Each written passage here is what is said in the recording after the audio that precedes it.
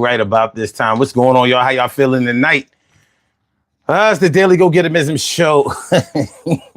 Yo, this is going to be another night where this was the regularly scheduled program, but not the regularly scheduled programming, if you understand what I'm saying.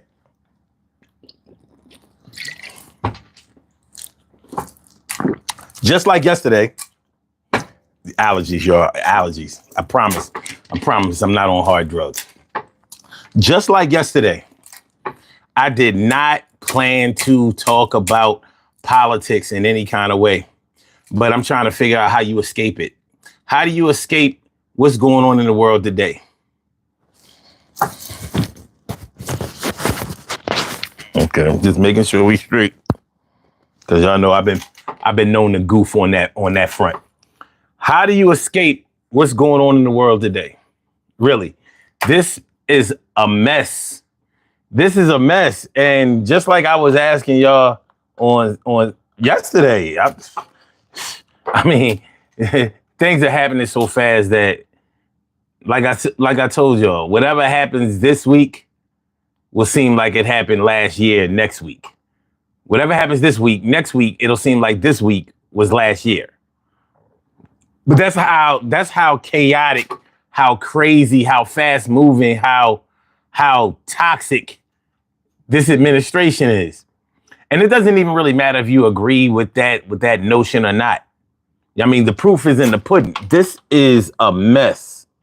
This is criminal, to be honest with you.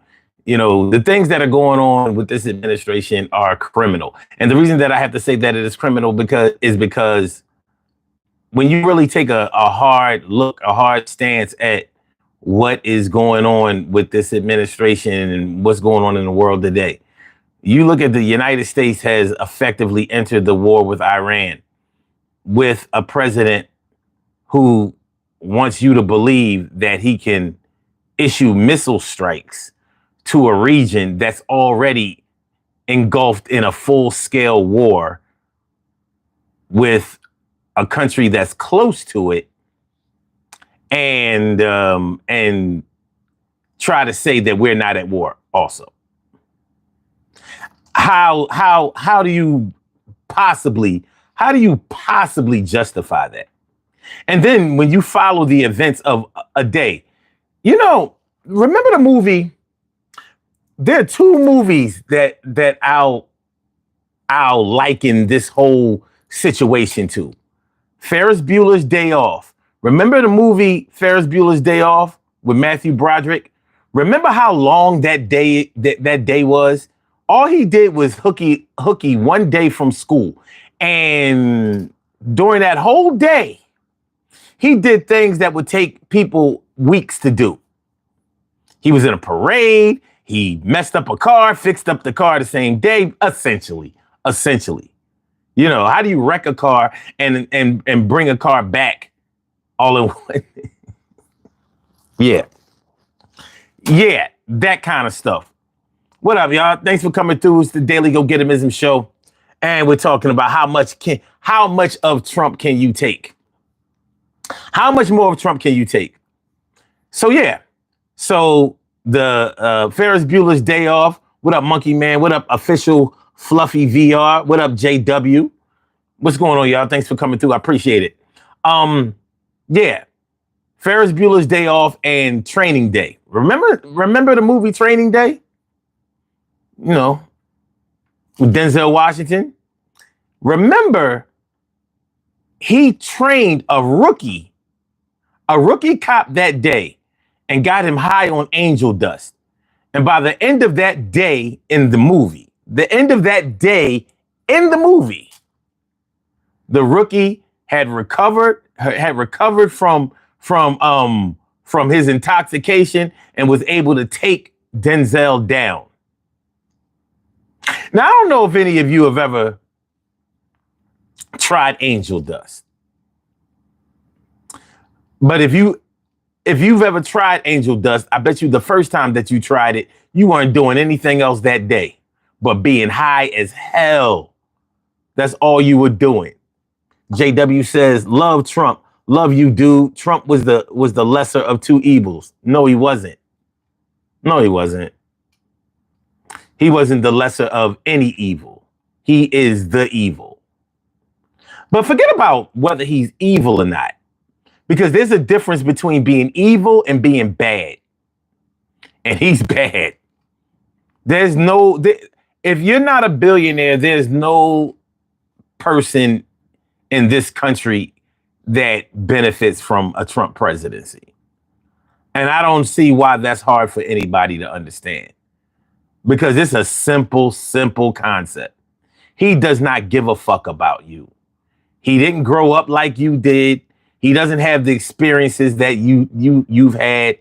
You and him have nothing in common except for he will use you as a pawn to line his pockets and to increase his power.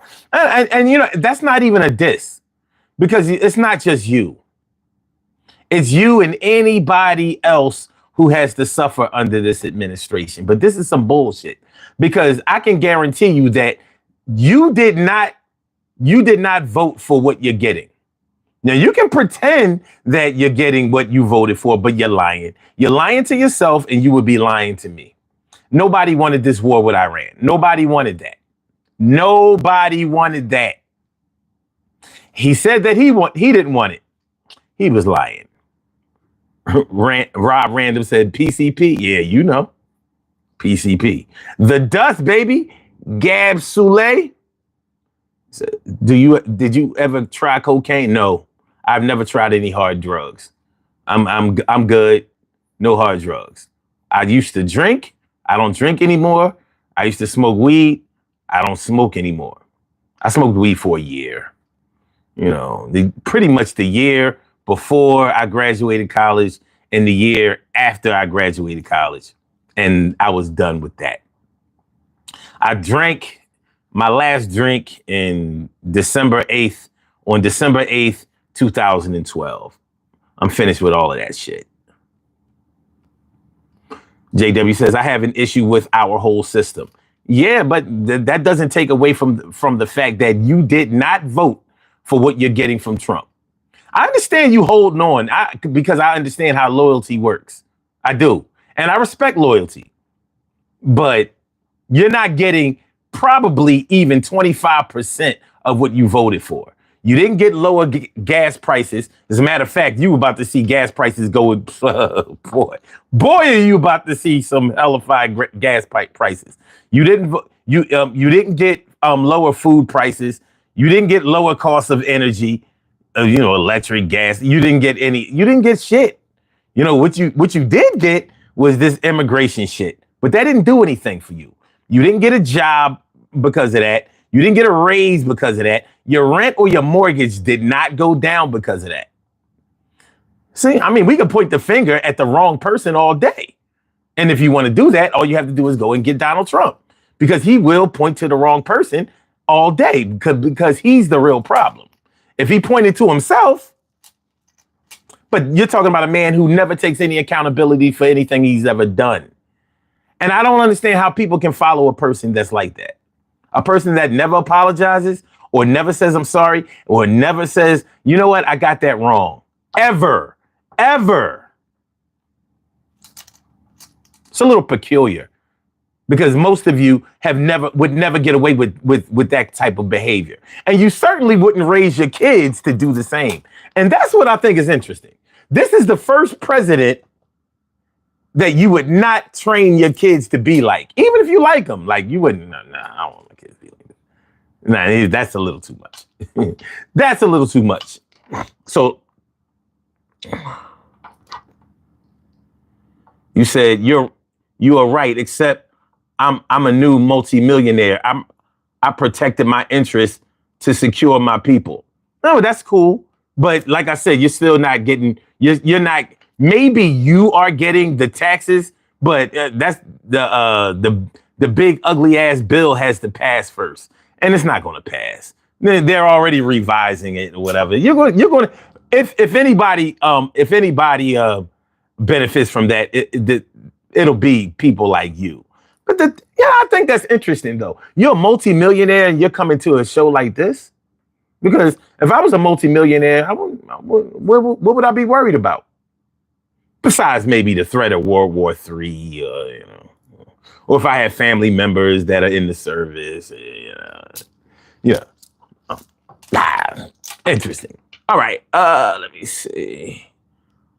Light the Fuse says, I definitely didn't want war with Iran. No, nobody wanted that shit. Who wants a war? He was supposed to be the peace president. That's what his proponents always said. No new wars. There were no wars under Trump. And then, but the same way that people say that there were no wars under Trump is the same way that people say gas was under $2 a gallon when Trump was president, and it was only under $2. It was only under $2 per gallon during the beginning of the pandemic when everything was shut down and we were quarantined. Of course, it's going to go down. Nobody's buying it. Nobody needs it. But that was the only time. That was the only time. Like, this selective amnesia is fucking killing me. Listen, you will see by the end of this show, listen, I give credit where credit is due. I'm not going to come up here and say that Donald Trump is an idiot and blah, blah, blah. He's incompetent, but you can be incompetent. That doesn't mean that you're an idiot. It just means that you don't know how to do your job. There are plenty of intelligent people, geniuses, that don't know how to do their fucking job. You need training, and he had none. And he rejects training. He knows everything all the time. And I just think it's interesting how you can follow a man that uses the word I so much. I did it. Me. I'm the best president. I should be king. Oh, I'm sorry. He didn't use the word king. I'm sorry. He just axed it out. Okay, cool. Dimples D's, what's good? What's good? JW says, good for you, dude. I stopped drinking when my first kid was born 9 years ago on the 28th of July.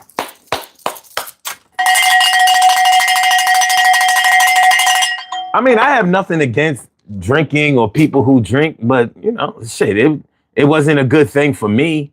And I had my time in the sun. I partied hard, and it was time to not party no more. Oh man, you just subbed? Oh shit! Let me give you another one. Hold on. Thanks for the sub. I appreciate it. That's what I'm talking about. Thanks everybody for coming by. Please do me one little favor as y'all come in, go out, open the door, close the door, open the door, close the door. Please hit the like button. I promise I will deliver. I promise I will deliver. Benny Fritz says, not today, Diddy. I don't know what the fuck you see. Because Diddy never had guns like this. He had slap a bitch arms. Diddy had slap a bitch arms. These arms are for hugging and loving and carrying shit. All right. JW says, absolutely. I'm up with my third baby, taking a bottle right now. You are great, man. You and I may disagree on a few things. Oh, we're going to disagree. If you're MAGA, we're definitely going to disagree. But disagreement is okay. That's how you can learn. That's what a lot of people don't understand. And I blame social media for a lot of that shit, because people can't have honest discourse or disagreements without taking it personally and it being an indictment on your entire character or your entire being. We're not doing that shit. We just don't see things that we don't see eye to eye on everything. Who do you see eye to eye on everything? You may not even, you could be a religious man and not see eye to eye on everything, even with God. Even with God. He says, I stumbled onto you and you reminded me of one of my best friends, Jamal. Instantly couldn't turn away from your channel. Cool. And peace to Jamal. He says, I don't take God guiding me to the, I don't think God got me the channel at 1:12 a.m. It's 1:12 where you are, because it's 2:15 a.m. here. So I'm on the East Coast. You're in Central Time. That's what's up. He says, I don't enter, but their mom bounced and I had to step up. Oh, okay. I don't either, but their mom bounced and I had to step up. Oh, I mean, shit, man. I mean, single father doing his thing. Shit. Every child is made with two parents. Why shouldn't it have? It should have two, but you know, I mean, the father shouldn't always be the first one out. Said, dude, you are in. You said, dude, if you're in Chicago, I'm meeting up with you. I'm all about the cordial disagree. Oh, that's what's up. And shout out to the Shy. Shout out to Chirac. You know what I mean? Shout out to Chirac. Edgardo Santiago says the greatest late night channel. Wow, that's a glaring indictment. I appreciate that. All right, y'all showing a little love. All right, man, let's talk about this thing. How much of this Donald Trump shit can we take? How much of it is he going to ram down our throats? Yo, we just did a show about Trump yesterday because the war started on Saturday. I'm like, wait a minute. This motherfucker said he got in front of the American public and said that Iran and Israel had agreed on a ceasefire and it should happen within the next 6 hours so they can finish whatever little fighting that they were doing, and then it was going to be over. And he lied through his teeth. Now, let's say by some kind of luck of the draw, he wasn't lying. Let's say he got misinformation. Well, who the hell told you that? Because Iran denied it, said, first of all, you're not sending no missiles over our shit. And we calling for a ceasefire with them punk ass Israelis. That's number one. Number two, United States, I'm going to see your ass. Number three, I just got finished bombing Tel Aviv and other parts of Israel. And I'm going to do it a lot more. So Iran has categorically denied that there will be a ceasefire. Like, not a chance, sir. That's not going to happen. But I have a problem with our president, our commander in chief, because you can't get you know what? I don't want to speak on deaf ears. So I'm not going to say that you can't get the truth out of Donald Trump, because, you know, MAGA always tries to flip that and blah, blah, blah. Well, everybody lies. Well, I'll tell you what everybody does not do that Donald Trump does. I will give you the one thing that separates Donald Trump from everybody else. Donald Trump will never admit defeat. He will never admit defeat. He will never give you the skinny or the absolute intel. Let's call it intel. You will never get the absolute intel on exactly what's going on. Now he'll say that it's because it's covert operations, but we know he doesn't know how to keep his mouth shut. He warned Iran before he bombed them. He told them they better, evacuate the area, get out of it. Like, what do you think? Why would he? So, but he will never admit defeat. You go back to 2016 when he won the presidential election. During at his inauguration, the crowd size wasn't as big as other presidents had at their inauguration. But what did Donald Trump say? Oh, yes, we had a record-breaking crowd. He had Sean Spicer stand in front of cameras and say Yes. Record-breaking crowds. And what was the one who said there were alternative facts? Alternative facts. You know, sometimes I wish I could coach them. The bottom line is Donald Trump did not admit defeat. And that wasn't even a defeat.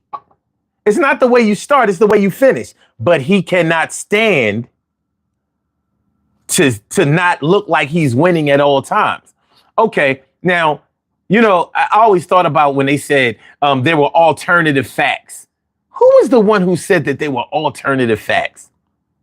Because hardly anybody from his first administration is still with him on his second administration. And that should tell you everything. You know, because either they all went to jail or they all jumped ship. Some of them got fired. But had she said there were additional facts, she would have been right. Not alternative facts, but additional facts, because there were additional facts. And she could have spoke to those additional facts. But instead, she got caught up and she said there were alternative facts. Like an alternative to what? All right, so that was, what up, Troy McNeil? My man Troy Diesel is in the house. What's good? And SSS Psycho Realm. What's good?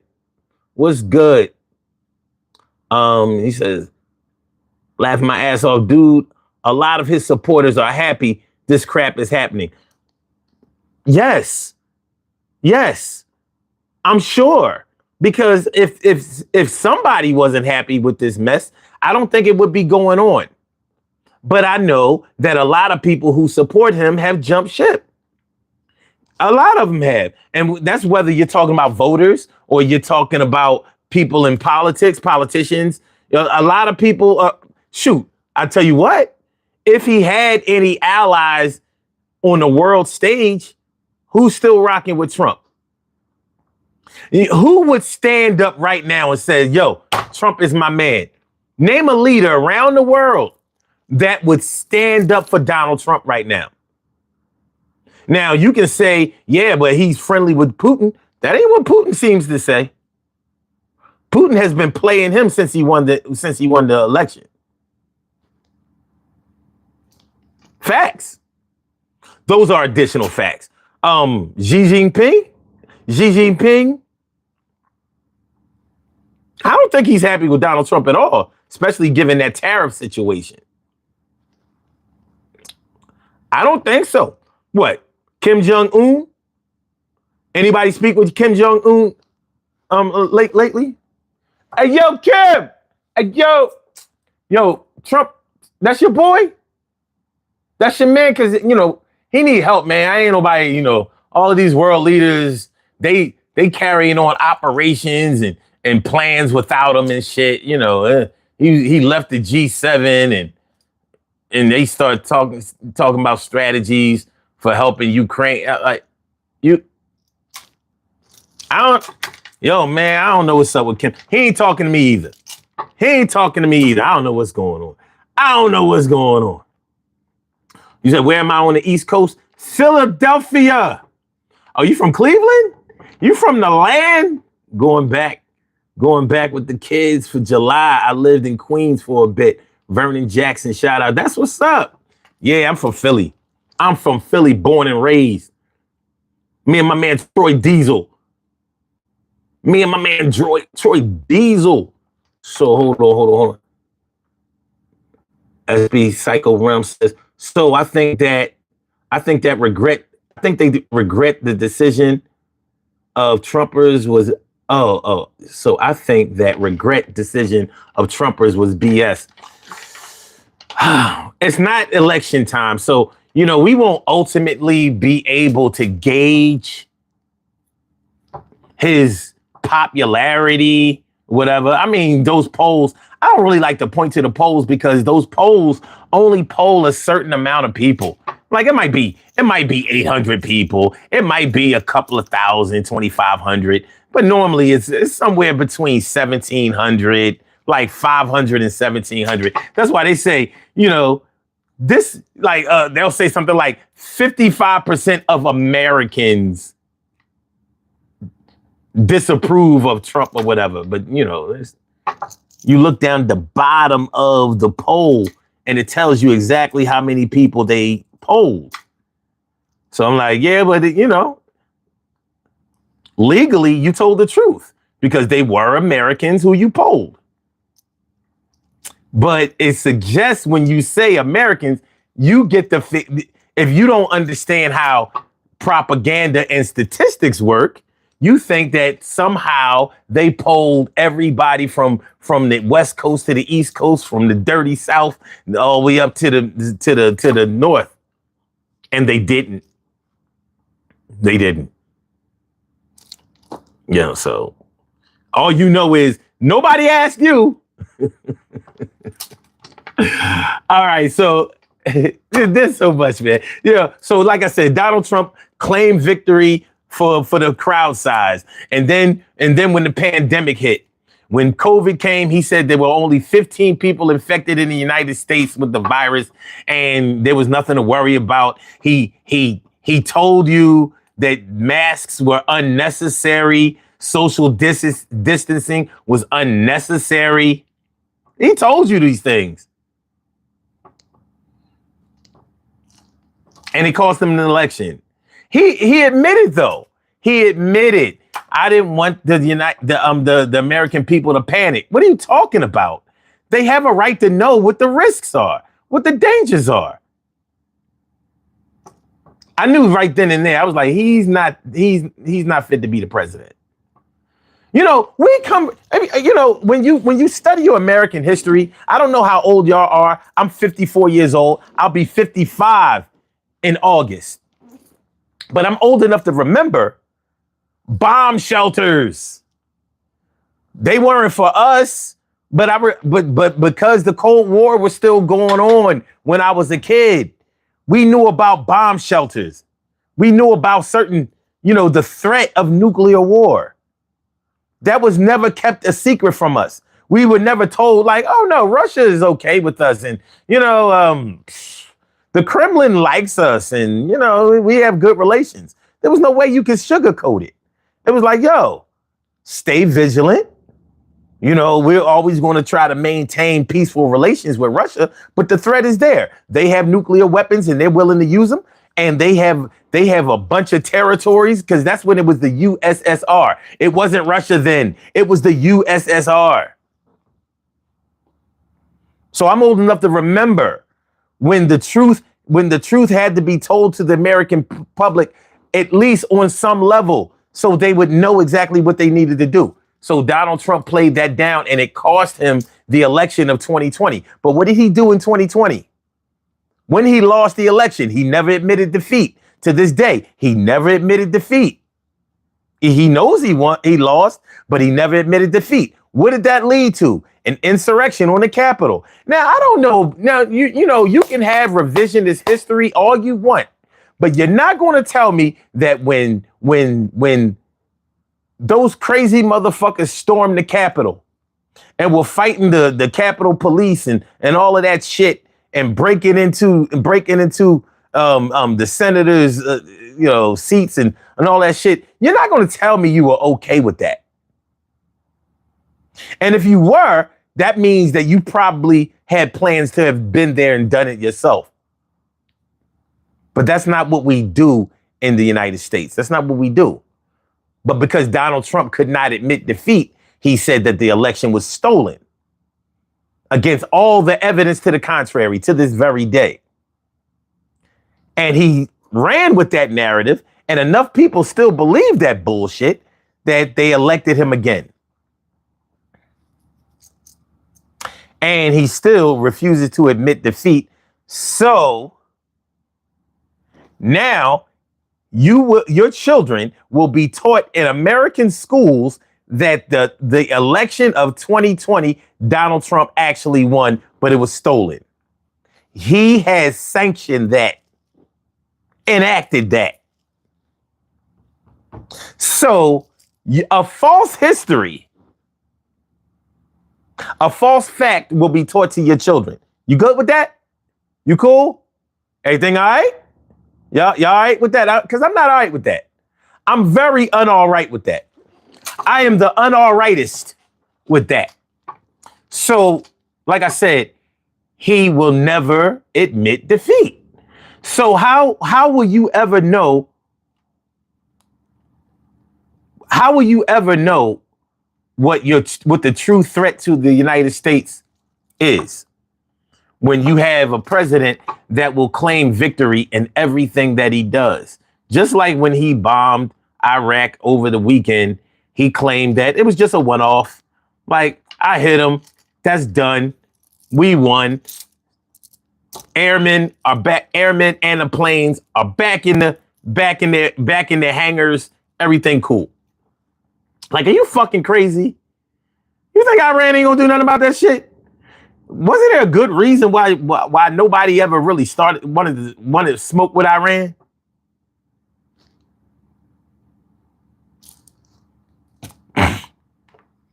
So, okay. So, what we got?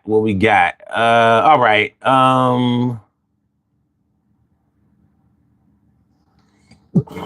Let me see. Kim is here? All right. India, Japan. I don't know, man. I don't know about if anybody's rocking with said Kim don't like none of us, bro. Oh, Kim Jong-un. Okay, yeah. Yeah, I'm just saying. You know what I mean? Like, I listen, I don't know if around the world he has a friend. Maybe those cats in Qatar. No, he just bombed Iran. Qatar fuck around with their plane back. They will fuck around with their plane back, man. Nate V, or is that Nate 5, says, did you follow the news that there is now a ceasefire between Yo, it was wrong, sir. It was wrong. This is the thing. You gotta keep up. There is no ceasefire. There is no ceasefire. Yeah. Hold on, Troy. So yeah, Donald Trump announced a ceasefire that was false. 100% false. See, you gotta stay on it. Like, Donald Trump is like a 1.5-year-old. You can't leave him by himself. Some shit is gonna happen. Can't keep your eyes off him. If you have to go to the bathroom, you gotta take him with you. Him or her with you. No, don't leave him on the bed by himself. He gonna roll off that motherfucker and hurt himself. So no, there's no ceasefire. And yes, I did know about it when it happened. It was wrong. It was wrong. As a matter of fact, let me make sure that that it was still wrong. Let's see. Yes. Let's see. Yeah. Yeah, it was wrong. It was wrong. Shit, from the looks of things, shit, they bombing Israel right now. By the looks of things. But you know. Yeah, but the ceasefire was wrong. False flag, baby. False flag. When the president of the United States does not make sure that he knows what he's talking about before he addresses the American public. This is what we're working with. This shit is ugly as fuck, man. This shit is ugly as work shoes, baby. This shit is ugly as work shoes. Let me see. JW says, hey, brother, I'm so happy to meet you, baby. Back down. And I'm crashing. Summer is rough with kids out of school and daycare and running this little company. Haha. I gotta catch some shut-eye. Yo, man, do your thing. You know what I mean? Gotta get your rest. But thanks for subbing. Thanks for coming through. I appreciate you. Take care. Bored at work says, I agree as a Russian. Wow. Shit. I didn't know y'all had the same internet as us. Fuck. You know what I mean? I thought they had the limited shit like Cuba. Well, they not communists no more, but I figured, I mean, they still have some communist ways and shit. You know what I'm saying? They still got that energy. I mean, after all, Putin is ex-KGB, right? Once a KGB, always a KGB, baby. You know what I mean? You can't be a blood or a Crip and think you, I don't give a fuck if you active or not. Still a blood or a Crip.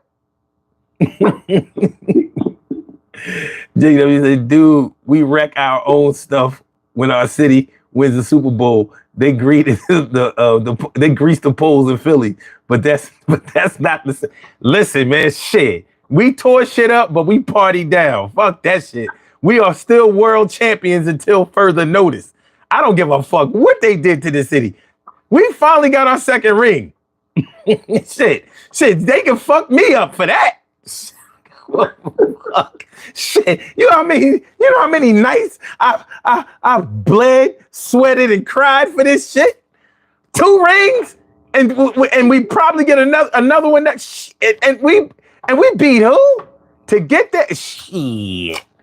I said shit. What you say? Boy, I said shit. Give it to me 2 times. Shit. What up, my brother? How you feeling, man? What's good? Man, bro, I can't understand.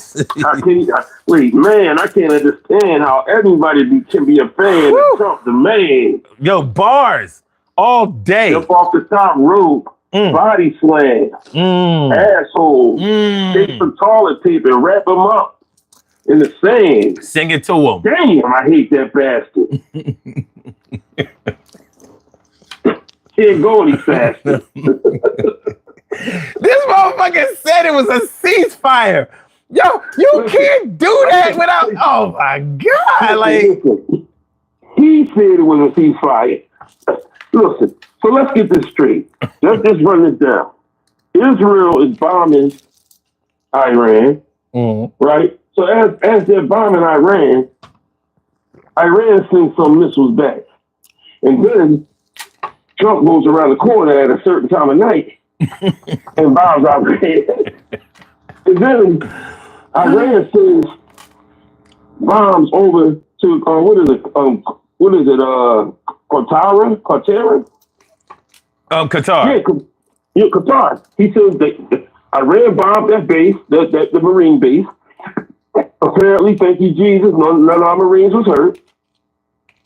And now, Trump, out of the clear blue, said, you know what? They declared the ceasefire. I know 2 crackheads right now fighting in Kensington that just went and got a spring water that didn't break. They didn't stop fighting yet over that last corner of that rock. Yeah, man. Yeah. You gotta get their mind. You honestly think you gonna bomb them and they're gonna say, you know what? I think I want to talk this shit out. What's this? A fucking Hanna-Barbera cartoon? You wait. Every time you talk, I'll be waiting to hear somebody say, yo. But see, here's the thing. This is dangerous when you have a president that does not make sure that shit is solidified. You know what I mean? It's like, getting in your car with some hot ass coffee, tea, or something, right? And you didn't make sure that the lid was closed before you put it in the cup holder. You know get on you. Man, you know these Philly streets with these potholes. These Philly streets with these potholes, you gonna wear that shit and it's gonna burn the shit out of you. Like, dog, before you pulled off, make sure that your shit was closed. Or don't drink the shit before you know that it cooled down yet. You burnt tongue ass motherfucker. You know what I mean? Now you ain't gonna taste shit for the rest of the day. And I don't know about you, but a burnt tongue ain't no fun. He the type of motherfucker that don't check his depends when he take the shit. He just let it sit there. That's dumb motherfucker. So hold on. Primo 1973 says y'all are missing vital information. China has a foothold in Iran militarily. They also supply Iran with weapons. Stop looking at the surface when a plant growth starts underneath the soil. But I don't know whoever didn't know that, but I know that. And also Russia is getting involved too. So Iran is a little bit more popular with people than a lot of people give it credit for. American propaganda will have you thinking that nobody likes Iran, but it's just not true. So another war in the United States bombing Iran was a bad idea. That was not a good idea because now you're gonna galvanize the so-called Middle East, and they're not gonna fight against Iran. Because American been slapping motherfuckers around for Israel decades. was doing pretty well by itself. You didn't have to jump in there. It's not like it. They had the same weapons and the same capability as we had. They had the same information that's coming to us is going to them. So what was the reason for the United States to jump into that war? Like, there has to be, the only reason I can see is because this motherfucker is an idiot-ass bully. And he didn't know, he don't understand. You listening to dumbass alcohol weekend fucking Fox man, Pete. Mm-hmm. You listening to dumbass, what's his name? Steve Miller. Mm-hmm. Hold on a second. We got another caller. You have a call from. Okay, caller. All right, caller with the last number is 3733. We're going to be right with you in just a second. Go ahead, Troy. Finish what you were saying.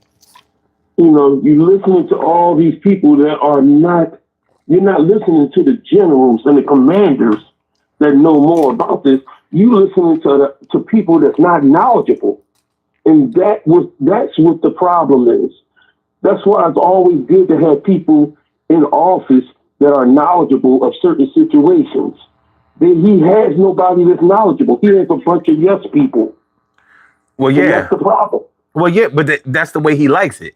That's why he handpicks. That's why he handpicks people who don't have any experience. You know. And the fucked up part is, how do you bring people that don't have experience when you don't have no fucking experience? Well, he hasn't accepted that he doesn't have any experime. Remember, he knows everything. You think he's playing a fucking game called Battleship? He knows everything.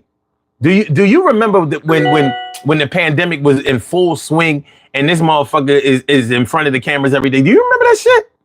Yes, He's up there in front of the cameras all day, every day, talking about, yeah, you know, I have a lot of knowledge about this kind of stuff. You know what I mean? Why? Because your uncle was a professor at MIT. Look, don't nobody give a fuck. It's a fun show. You know, don't nobody give a fuck about that shit. But yo, Jonathan on the line. Welcome to the Daily Go Getivism Show. What's on your mind this evening? What's good? Thanks for calling in. Yes, sir. This is JW from Chicago, man. That's what I'm talking about. What the deal is? I saw the call in and all hell broke loose. So I got my 9-year-old up now. You want to say hi, Jackson? Hey, how you doing? He's up again. Madison, say hi. Say hi louder. Hi. So, the only one that's down is my middle child. So I figured I'd just call in and hang out for a minute. All right, cool. Now, I must warn you, this is a First Amendment show. So, I don't expect anything less. All right, because there is no censorship. We don't do that. That's okay. My kids have heard a lot of things. Okay. I'm going to try and keep cussing down on my side. Okay, that's what's up. Fair enough. All right. So what's on your mind? Nothing, dude. I just wanted to reiterate how thankful I was to actually find you. I literally was just bored out of my mind doing the doom scroll thing. Mm-hmm. Came across your channel, had like 16 people looking at you at that moment. I was like, dude, this guy is like one of my best friends. So I played at a small school in Ohio, Bowling Green State University. Actually played, if you remember way back when, Ben Roethlisberger played at Miami of Ohio. Yeah, he sure did. So we played at the same time. So when you were talking about certain things and just you hitting your bicep, I'm like, holy shit, Jamal. Like, but yeah, I'm a tech consultant now. But once upon a time, I used to work in the entertainment industry. But dude, I agree with a lot of what you're saying. I am a majority Republican side. I don't honestly know if that's just how I was raised, or if it's a little bit of the nepotism ideology of how you grow up, you know. But there are definitely things that I pull from both sides. I just can't stand where we've gotten. We're a democratic republic, and we have lost a constitutional republic. Sorry, and we have lost that whole censorship. We've become a two-party that's really a one-party bullshit of rich and fuck the poor people. Sorry, I know I said swearing on a minimum, but I walked away from the kids, so I'm allowed to do what I want now. Okay, it works. It works. But we've gone so far away from the people that have drafted the simplistic rules that have been written for the actual people. That it's just kind of gross. And dude, from the guy that is living in our first capital, that a lot of people don't even know about anymore. You got to feel that to a degree, right? This is, yeah, I do. Okay. So we're not in disagreement there. Like, no. See, here's the thing. You view the Constitution as a good and solid document. Definitely. Okay. The thing is, here's the thing. I don't have a problem with Republicans. I have a problem with MAGA. Oh, that's the TikTok bullshit generation. But the thing is, they are running shit right now. I know. And their ideology is running shit, and the shit is just fucking chaotic. And you're right. It reminds you. They remind me a lot of social media. A bunch of name calling, a bunch of petty shit. You know what I mean? A bunch of deflecting and whatever. Nobody has done anything wrong. You can say what you want to everybody. The thing that never happens is that anything actually gets done, anything concrete, anything actually important. But they sow the seeds of chaos and disinformation so much. That's what I have a problem with. Like, I don't have a problem. Republicans believe in the Constitution. MAGA does not. And they seem to reward Trump more and more for violating the Constitution. As a matter of fact, they tell you, no, that's not a constitutional violation. Like, what are you talking about? It is. It is. Like, where are the fucking legal scholars? Where's anybody who gives a fuck about that anymore? They're not in MAGA. The problem is people don't remember what it's like to get punched in the face. Like, well, it doesn't happen anymore. Like, they don't, I fucking knew you. I was like, no. Okay. Sometimes you need to get knocked in the mouth, dude. You need to learn. I agree with that. I agree with that, but they should do everything to get punched in the mouth, because their mouths are reckless. Like there's so many. If they got punched in the mouth, maybe they would fuck up for once. See. Here's one of the biggest problems I have with MAGA. Because I don't really have that much of a problem with racism. It's a staple in our society, and we have to find a way. We have to find ways to get around it, get through it. But the thing is, there's no way that I think that all MAGA are racist. But all racists are MAGA. And that's the fucking problem. I agree with you there, because I don't know that I met plenty of Democrats that are. Okay, let's put it this way. Let's put it this way. Let's put it this way. Let's do it another way. I wouldn't say that all MAGA are right-wing extremists. Okay. But I would say that all right-wing extremists are MAGA. Would you agree with that? Yeah, I mean, within a percentage point, I would agree with you. Yeah. Okay. For sure. So let's take like, how do you think that the KKK would vote? 100% of them. You think they would vote Democratic or would they vote MAGA? No, they're voting MAGA. Okay. How about the neo-Nazis? How are they voting? I would assume. I can't speak for them. I don't really know their ideology, but this is coming from a white dude that grew up in South Cleveland, man. No, just listen. Just because you are doing well financially, but just because you're white doesn't mean that you're doing well financially. I have white people in my family. I've grown up around white people, black people, and people of all cultures. So I'm not oblivious to how people live. You know what I mean? Like, there's no way that you're wealthy just because you're white, or you're poor just because you're black. Poor, and I have tried to figure out how to rob Peter to pay Paul. I just happen to get lucky on a few things in life, and I'm able to take care of my kids in a comfortable environment now. Well, hard work, planning, and luck go together. Yeah. Well, you know what, son? He forgot to add at the end. Despite what Donald Trump's doing, you're able to do that. Despite. Yep. So I mean, at the end of the day, despite what Donald Trump's doing, I'll say the same thing about Joe Biden. That was the hardest 4 years of building. See, hold up. Wait. Okay. JW, what's going on, JW? My name's Troy, by the way. Troy, thank you. Very nice to meet you, man. So let's meet CJW. Okay, pleasure to meet you too, bro. At the end of the day, just think about this. Joe Biden is no longer in office.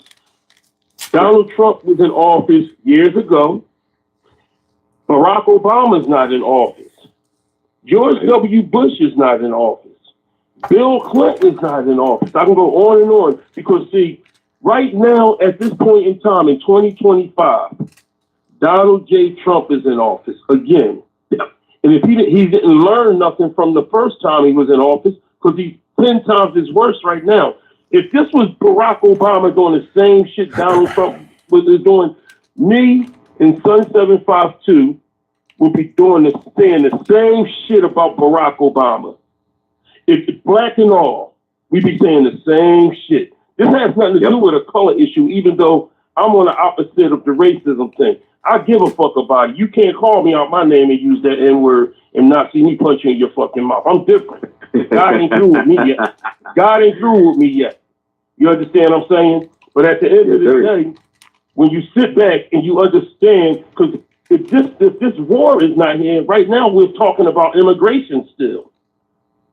So at the end of the day, when you sit back and you listen to the rhetoric and the stupidity of what he's doing right now, he's involving us into a war, and people looking at it lightly. No, you can't look at it lightly, because when you got an imbecile at the helm that's running things, and you got the little dangleberries hanging from his ass because they just kiss it so much, you cannot fix shit. You cannot get shit done the right way. And the most important thing MAGA don't do is hold them accountable. You can love anybody. You love your children, right, JW? But if they fuck up, let me tell you what you do to them. You hold them accountable. You hold them accountable. Yep. If they drop a glass, you hold them accountable. Get over there and sweep it up. Don't do that no more. But why is it so hard? We can't keep using the narrative of Joe Biden. Look what Joe Biden did. If that's the case, do better, Donald Trump. Oh, look what Barack did. If that's the case, do better. Stop sitting up here trying to use them as an scapegoat. Because when you came in office, right, the economy was good, the stock market was good, prices were still high, shit that you didn't bring down. I don't give two shits about AIDS. I'm talking about everything. In a nutshell, you didn't do right. You worrying about terrorists. If you want to negotiate on good faith with these people. Don't just sit back and fuck our economy up. So when you're messing it up for our next generation, for our grandkids. And the reason why the Supreme Court is not holding them accountable, because he put people in the Supreme Court to not hold them accountable. And then you got dumbass Clarence Thomas right there, that's right there with him, taking money from the Koch brothers. So at the end of the day, it's not so much just about what's going on. You have to really read between the lines and stop. It can't be Democrat, Republican. It has to be smart, morals, intelligent individuals that's running this country that has knowledge and wisdom and understanding of how to deal with war and how to deal with. I'll go back to the point I made earlier. I can't stand 5, 6. Hold on. Every election. At least. It was never designed to be this two-party system. And it's not even a two-party system. I honestly believe that it's just a one party. They delegate in some fucking small room in some island that they all go to or whatever. And they're like, all right, we're going to put up this guy and this guy, and we're probably going to have this guy win. And let's put it like this. Hold on, y'all. I'll let you speak, son. Okay. Here's the thing. We ain't talking about Biden tonight. I mean, I understand the deflection and all of that kind of shit, and I'm seeing that in the comments. You know, if somebody is whooping your ass right now, are you going to let somebody? Are you going to let them say, "Well, I mean, what's wrong with me whooping your ass right now?" Like, I mean, you let the other guy whoop your ass, so why can't I do it too? Like, why? I mean, when you think, I'm sick of the deflection. One thing that Joe Biden didn't do for 4 years was blame Donald Trump. He never called Donald Trump out of his name. He never mentioned Donald Trump when he had things that he needed to do, and he just didn't do what. That's why it really surprises me. It amazes me that you can follow a motherfucker like this, because if you knew somebody like him in real life, you wouldn't put up with it. Like, don't nobody want to hear about that shit. Like, every time you get in trouble, you want to talk about what somebody else did. If you try that on your job, what happens? It's a narcissistic mentality. It's more than that. It's totally irresponsible. And you don't look for your leaders to do that. You look for your associates to do that. That's what subordinates do. That's what union members do. Well, I mean, you know, it don't say it in the handbook that I can't do it. So what's wrong with me doing it? And if you tell me I can't do it, then nobody else can do it either. That's how that's going to work. So y'all can't write me up unless y'all written up everybody else. That's how it works on a union job at your low level ass. That's not what you expect from your leaders. So, you know, we can play the Biden did this, Barack Obama did this, and Trump does this. But you know the only reason why you do that shit is because your leader is the one leading the charge on that shit. Well, Biden, blah, he was an idiot. He was stupid. He was incompetent. While he's being an idiot and incompetent and stupid. So it's like, watch this while I smack the shit out of you. Keep watching. Bam, bam. Like, come on, man. Y'all got it. If Trump is doing what you would do, that's one thing. But if you tell me that Trump is doing what you would do, you're fucking lying. You're fucking lying. He is a cult of personality. He's a cult of personality. And I understand. Like, he's sort of like a movie star. Like, except he's doing this shit in real life. So he talks to people in a way that you wish you could talk to, but you know that you would get your ass whooped or you would get fired or yeah, I mean, real shit. You know that you would have serious consequences if you did the things that he did. You understand what I mean? Like, if you called somebody stupid or incompetent or whatever, you know what I mean? And it was just, I don't want to say no street shit because that's gonna put the idea of crime in people, but just people you know. If your friend, if you talked about somebody who was supposed to be a friend or even an enemy of yours, they're gonna step to you and ask you like, so all of that you were saying to me, what's up? You know, and ain't nobody trying to hear that. Well, I was just blowing off steam. No, you called me stupid. You called me incompetent or whatever. So since I'm so stupid, so I'm so incompetent, evidently we got a problem with each other. We're going to settle this. Whether it's a violent way or another way. But one thing that would not happen is that you would be able to keep on getting away with it. That's not what would happen. If you did it if you did it at a job, you would be written up, and they would start the process on terminating you. That's what would happen. So I understand why people look at Donald Trump and it's sort of like, wow, and nothing happens to him, no matter what he does. Like, you know that the things he does is more than questionable. You know that they're more than just off kilter or you know, a little quirky. You know that shit is dead fucking wrong. But it's like, damn, I like to slap somebody and get away with it too. You know what I mean? That would be pretty cool, especially if I can't fight. But you know, saying that, okay, one thing that all presidents do or all candidates do in any election is they ask you, are you better off now than you were 4 years ago? That's what they usually ask you. Here we are 6 months into this new administration. And 6 months ago, most people would have had selective amnesia and said, yeah, I was better off 4 years ago than I was now. And they're all lying. Each and every one of them is lying.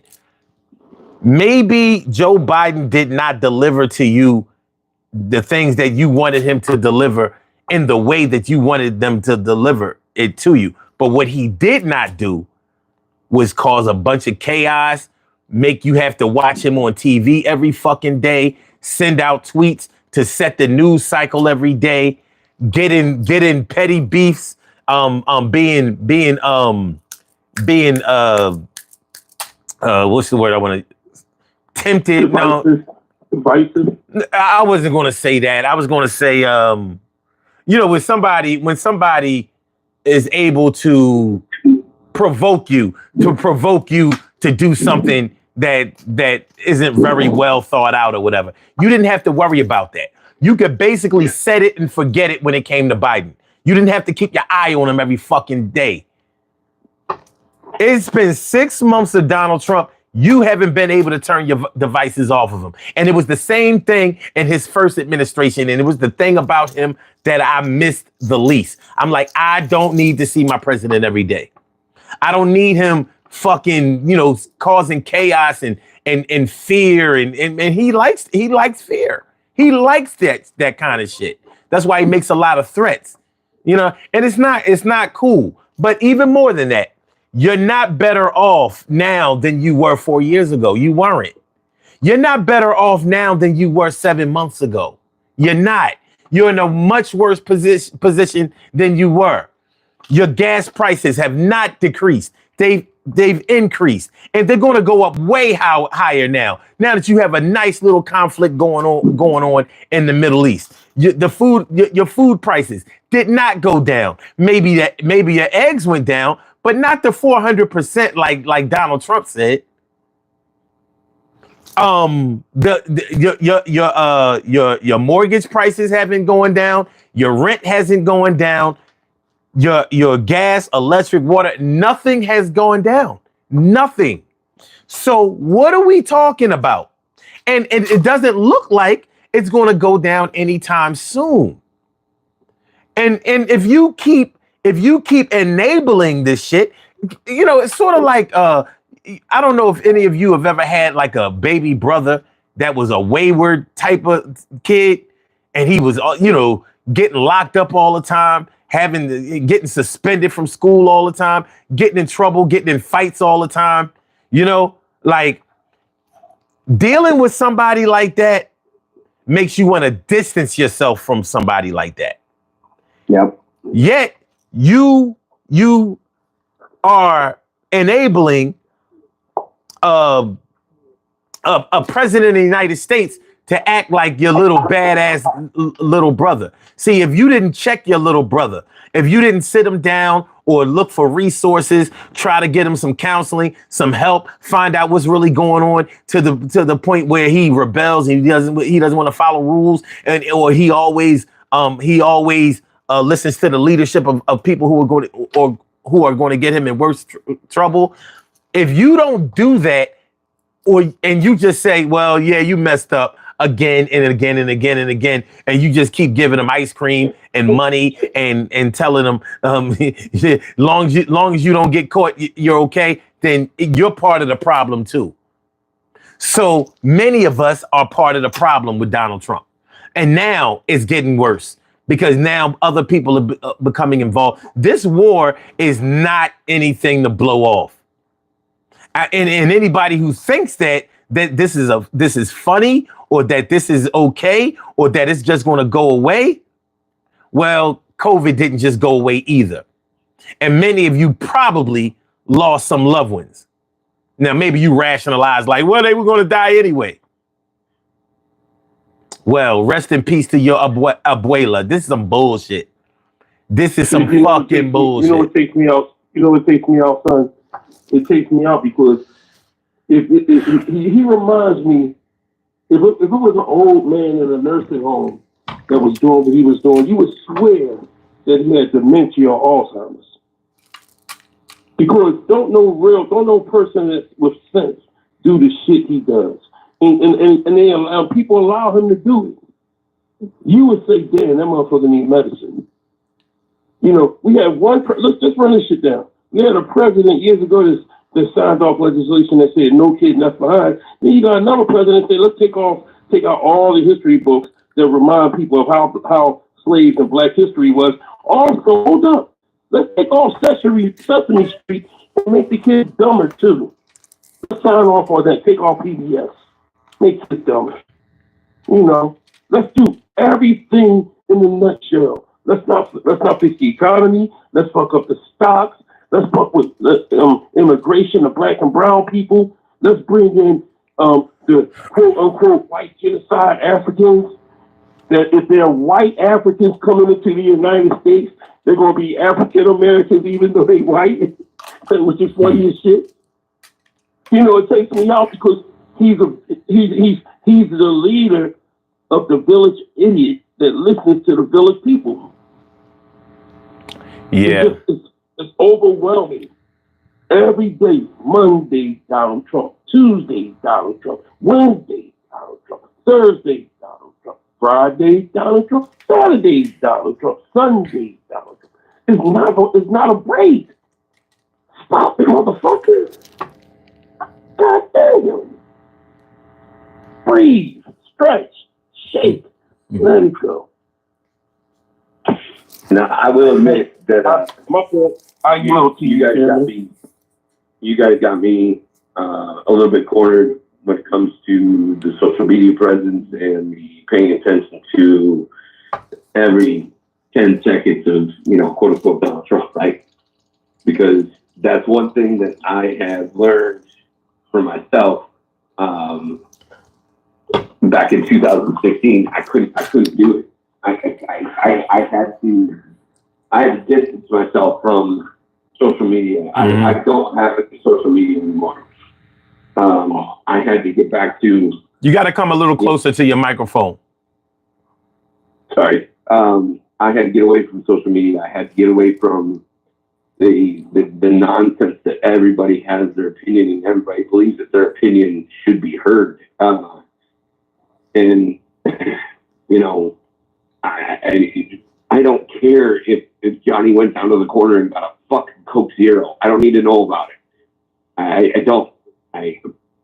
Everybody's posting stupid stuff about their lives and everything, and I'm like, I just at that point in 2016 was when I had my first kid.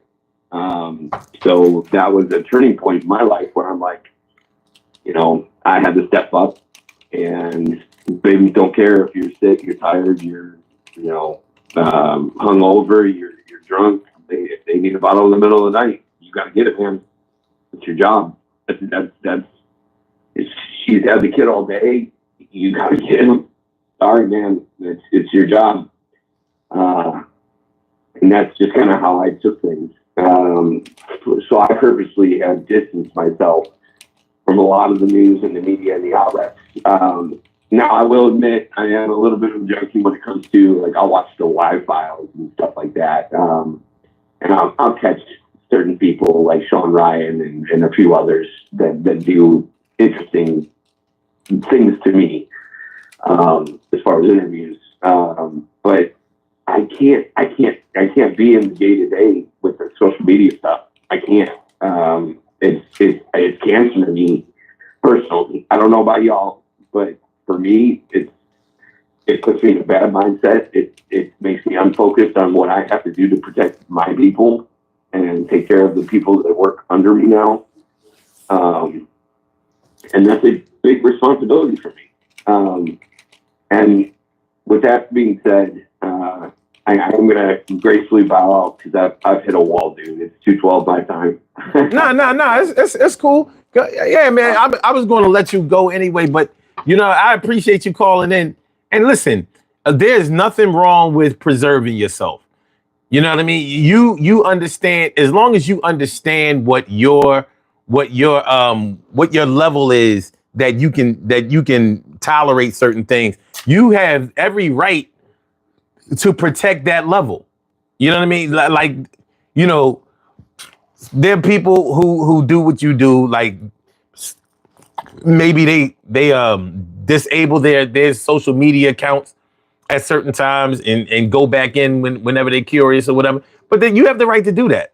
Just like you have the right not to saturate yourself with political fodder, with political news and all that kind of stuff, because a lot of it is disinformation, misinformation, a lot of bullshit and a lot of propaganda. So that's okay. You know, you have to protect your peace in whatever ways that you see fit. I mean, you have a family to raise, and it's hard to do that when you are suffering a lot of distractions. But that's one of the biggest problems that I have with Donald Trump. He is full of this. He revels in being able to distract people from whatever they want to do to just concentrate on what he's doing. That is a problem. That's a problem. Yep, I agree. You know what I mean? Hey, man, I'm so glad I met you. Before you go, JW, I just want to say this, man. I commend you on being a great father. Very much appreciate you calling in. It's been a pleasure to meet you, Chi-Town. You know, and just keep doing what you're doing, man. But you did say one thing. You're right. I don't care if little Johnny goes to the store and get a Diet Coke. But what I do care is that if little Johnny goes to the store and get a Diet Coke, and as he was going, get shot by accident. So keeping abreast on some of the news is not a problem. Not a lot, just some of it, because the same store might be in your neighborhood where your kids is at. So that's sometimes it's just always good to keep abreast of that. And I appreciate that advice. And I take for granted. All right, gentlemen, you guys have a good rest of your night, all right? All right, man. Take care. Hey, I'll talk to you soon. All right. Have a good night. Peace. Bye. All right. Yo. All right. So, yeah, I want to address a couple of things in the chat, because it's when we're talking, I don't know what people are hearing. It's you know, like, you know how some people really think that that their pets can understand English when they really only understand tones of voice and commands. You know what I mean? Sometimes I get the feeling that's what we're going through. Hold on, we have another caller. You have a call. Caller. I am Daniel. Caller with the last numbers 1614. Welcome to the Daily Go Getimism Show. Thank you for calling in. What's on your mind this evening? Oh, for real? You answered my call, bro. You're still on live. Are you still on live? State your case, gangster. What's up? Hey, gangsta. I was just trying to see how you're doing tonight, brother, and just trying to see what's up with your live. I just scrolled through YouTube and seen that you were live, bro. And I was just trying to see what do you got going, brother, man? Nah, we're not doing this tonight. Listen. If you don't know what the topic of discussion is tonight, then I gotta let you go. No, the topic of discussion, man. I'll go right back to you. The topic, man. You got a son. You got a son over there. Hey, I'm just trying to see if you're talking about some peace to help some people or what's up, brother, man. All right, hold on a second. Okay, I'll hold, man.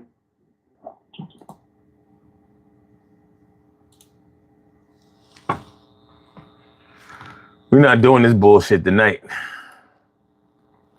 No.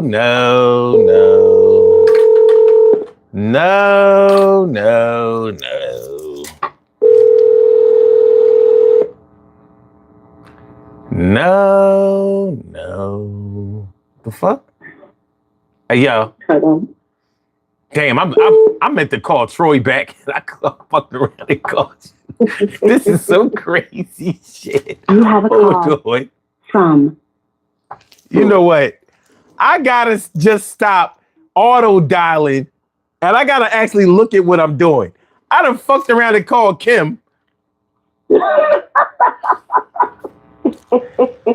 And I didn't really realize until I looked at the. You wanted her to come rescue that other line. She probably like, look, I'm home minding my own fucking business. You know what I mean? Making defense plans for the war. And this motherfucker just gonna call and he's like, I told you my mom said I couldn't come out today. And he snatched me out of the house. Now I'm gonna get my ass whooped when I get back in the house. Talk about something. He made me come outside. I'm sorry. Yo, my bad. I didn't really. I was listening for a minute, though, actually. Oh, my fucking God. I did not mean to do that shit. He was called.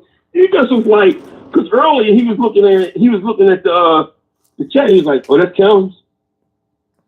So he thought he was thinking about you. He's thinking about you heavy. Yo, the bull called in talking that dumb shit. You know what I mean? I had to hang. He said, "I'm gonna hold on, man." Get the fuck out of here. What happened? Yo, and I'm gonna tell you what happened. He dilly-dally, he ran through an alley, he ran to his old girl Sally from the valley. That's what the fuck happened. I'm like, we not doing this. We not doing this. You better go up the Sally from the valley. That motherfucker better go up the YouTube live stream block with that bullshit. We not having that shit tonight.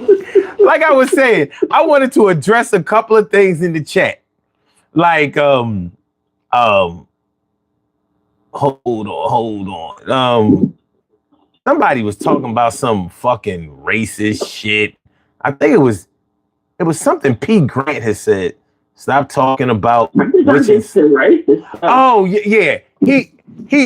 Somebody said something about it's like graduating black boys that can't read, that can only read on a certain level. And I'm like, do you know who started illiteracy? Keep going. I mean, you know, this is the shit that fucking irks me. You know what I mean? Really, this is the shit that irks me. You want to get under my skin? Start suggesting that prison reform is a black issue. Mm-hmm. You want to get under my skin? Start telling me that black people don't have any education and suggesting that all white people do. Mm-hmm.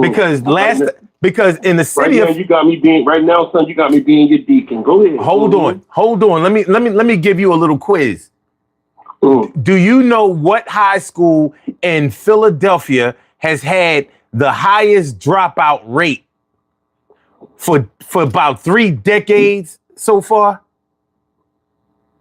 That's just about what Wait a minute, Troy. Do you know the answer? It must be in a white neighborhood. Okay. It's called Kensington High. Yes. Kensington High had the highest when I was in high school in the 80s. I graduated. Yeah. We graduated in 88. It had the highest dropout. It had the highest dropout rate then in the 90s, 2000. And this is one of the high schools that they didn't close down. And that shit was like they closed. They had the highest rate from the 99 to the 2000s. Like fucking like Juvenile said. So and that is a predominantly white high school. Yeah. And always has been. Nobody I ever knew went to Kensington High until black people started moving on that side of on that side of town.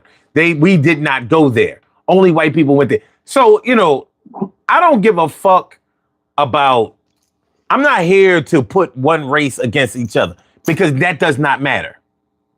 When I'm saying that Donald Trump is not a good president, and he's not, I'm not saying that white people are bad because that don't have shit to do with it. I know good white people. I know shitty white people, and he's one of the shitty ones. He's one of the shitty ones, and that's that. But don't get up here and try this reverse racism shit because I'm not trying to hear it. Nobody up here, hold on. Nobody on this line said anything about any white people. Nobody up here tried to play the race card and all of that, even though we could do it easily. But nobody's doing that. So what the deal is?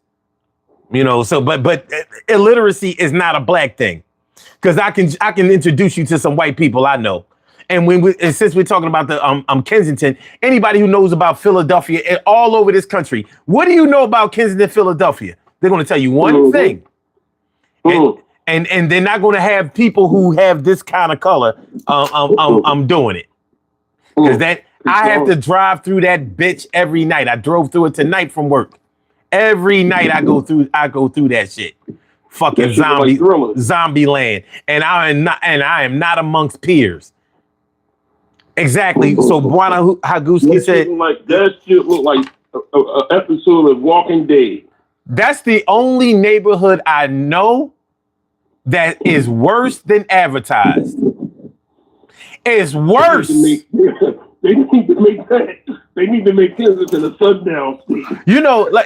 A lot of places you hear like people talk about the violence in Chicago and even in Philly or whatever, and people, the natives be like, man, I ain't like that. They have you thinking that it's not safe to go outside and all of that. Kensington is worse than what they show. It's fucking worse. This shit spreads out like a virus. It's not the strip that they show you. That Kensington and Allegheny shit, they show you that it's worse because the branches of the tree are worse. So this shit is fucking. It's an episode of zombies. A fucking what was the zombie? What was that popular zombie show? I told you, The Walking Dead. The Walking Dead. I'm sorry. Yeah, The Walking Dead. It's literally like that, but worse. I Am Legend. Worse. Yes. Worse, because they all of that shit is makeup. If you want to test your thugness in Kensington, if a woman asks you to come down here, if your girl lives in Kensington, she say, and you never had sex with her, and she say, if you make it down, I give you all the TNA you want. I guarantee you went to Kansas City, you won't never make it down there no more. You wouldn't even want to go. Man, whenever I drive through there, the first thing I do when I get to my destination is wash my hands. Fuck out of here. Anyway, so And that's when you get out the car. it's so bad. Sometimes I want to tape shit. I be like, nah. Fuck that. You know what I mean? Now I treat that shit like it's a vampire. Like that shit ain't gonna show up on tape. So anyway,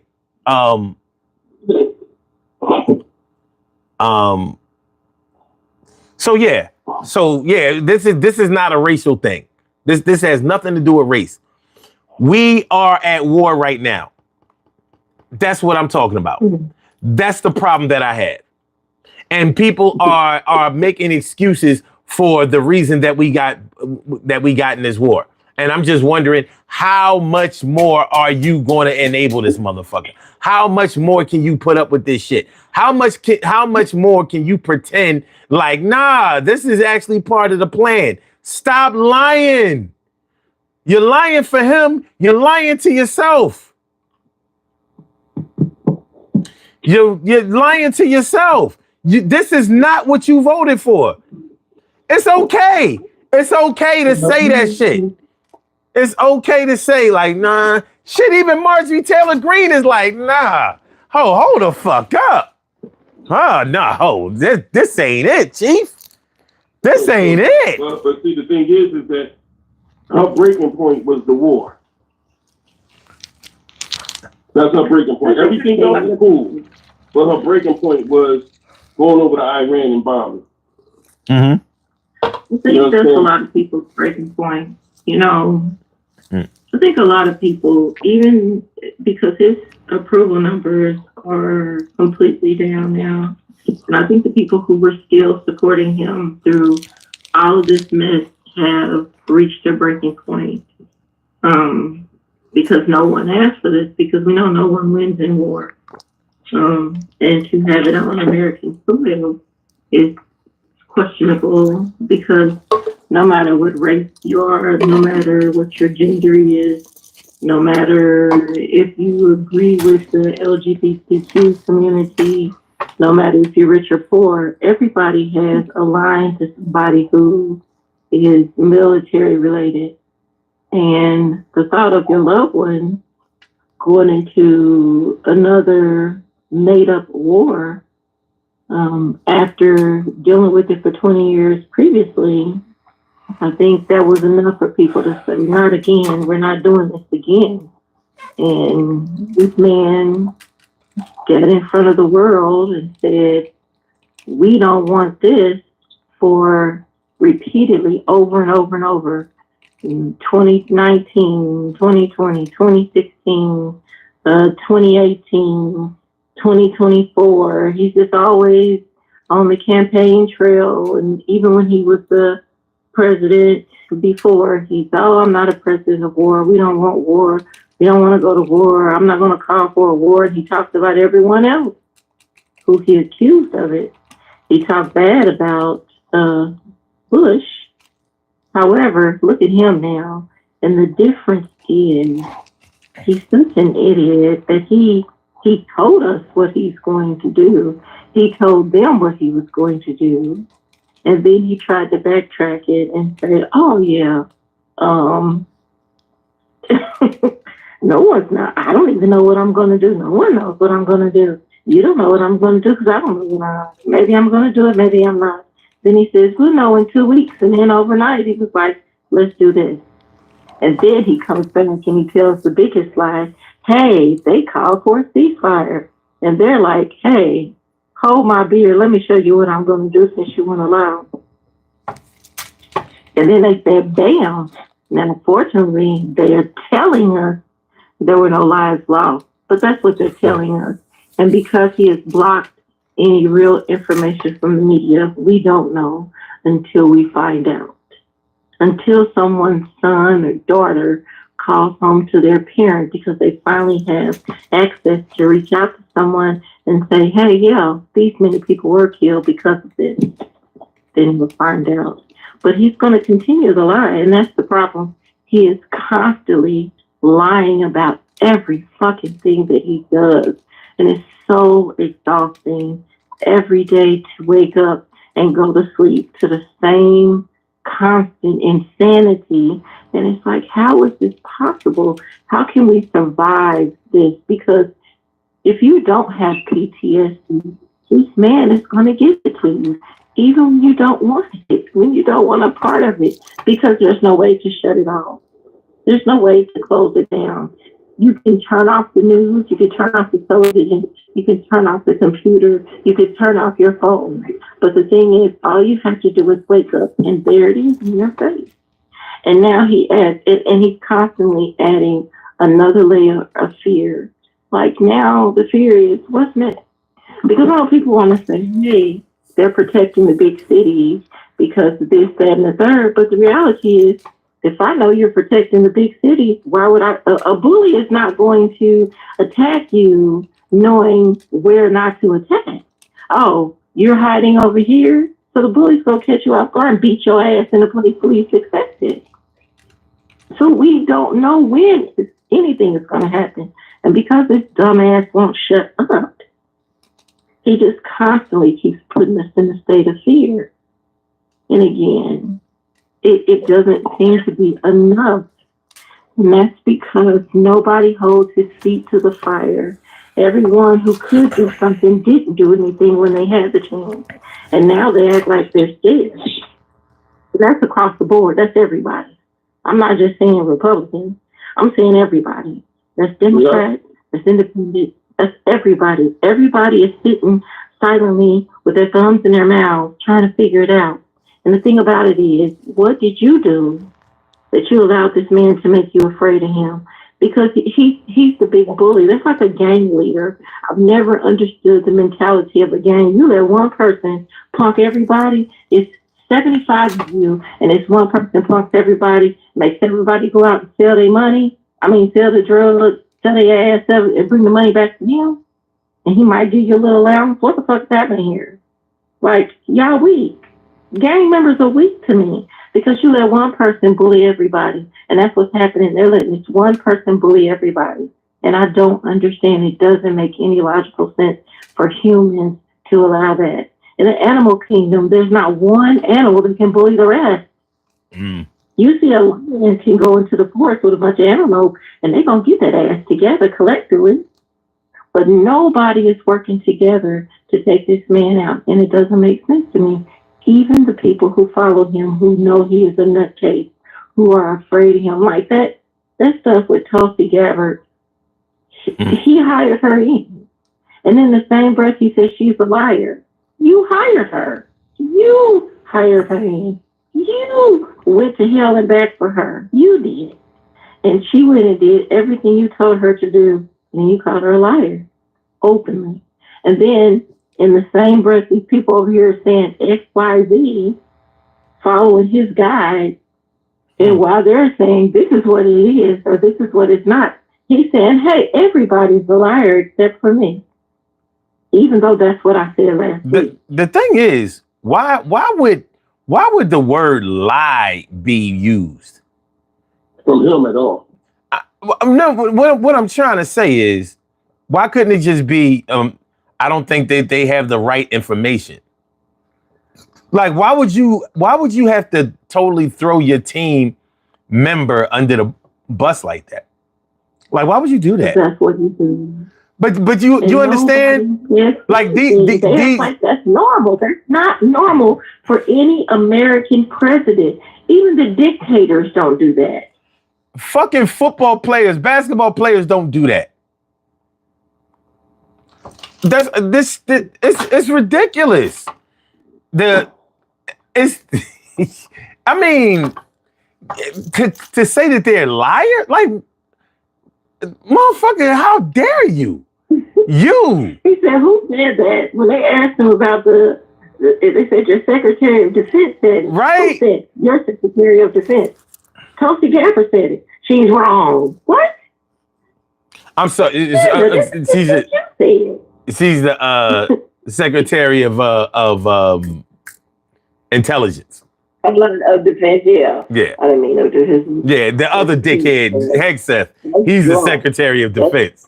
You're drunk, who they left out of the group chat now because they finally got tired of his talking. But But the thing about it is, he's not the one. It's the idiot in charge who is the talker. Well, what I'm saying is, yeah. Well, the whole thing is just totally fucking ridiculous.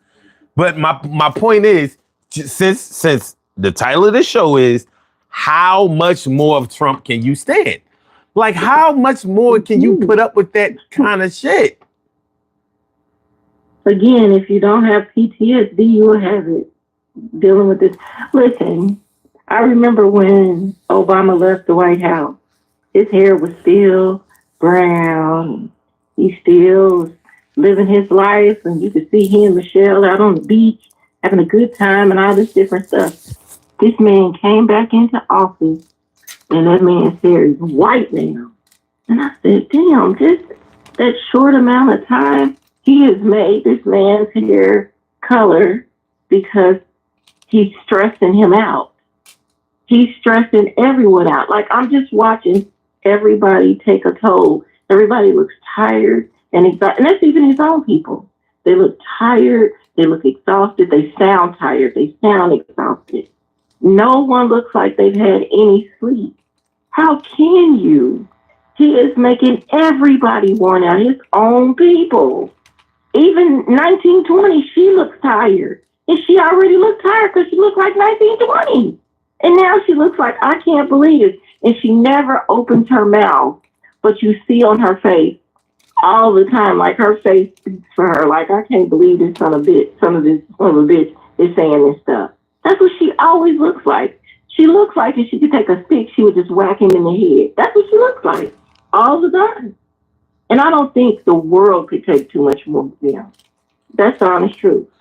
He is a global threat.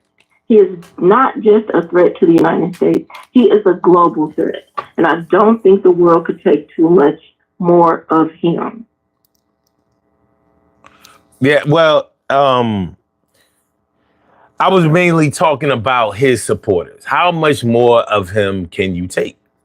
Because he gives them such a healthy, I don't know if you've ever been to somebody's grandmother's house where they give you so much food that you can't eat. And it's worse when the food ain't good. And it's like you locked in there. You know what I mean? Like, maybe it may not be throw up worthy, but it ain't, I ain't asked for those seconds. And they put enough on your plate to suffice for seconds and thirds. And you like, where am I going to put all of this shit? I need somebody's dog. I need a dog. You know what I mean? Like, where is the dog that I can give this food to? So yeah. How like, when are the excuses going to stop? When is the enabling going to stop? Because this is getting too close to home for everybody. This is getting too deep it's getting too dangerous. This shit is getting too dangerous for everybody. You know what I mean? I don't know if you already talked about this or not, but have you noticed his main cheerleaders are not saying anything? And I'm not talking about your Marco Rubio. I'm talking about Tim Scott. I'm talking about Candace Owens. I'm talking about Byron Donaldson. I don't hear the cheerleaders from that gang of idiots saying anything anymore. I don't hear them support him as much as they used to. I don't hear them celebrating him. I don't hear Daddy's home. I don't hear that anymore, especially now. Now they're so mute, like they never existed. What happened? What happened to them saying something? What happened to him? He was bad anytime Tucker Carlson turned against him. Oh, yeah. Yeah. Tucker Carlson, motherfucking Joe Rogan. Yeah, but he was, he's not strictly MAGA. But the boy, Joe Rogan is strictly bottom line. He's about his money. That's pretty much, anytime anybody vote, it's not always about voting for him. because he's a good president. The majority of them is about their bottom line, that money, them tax cuts. You know.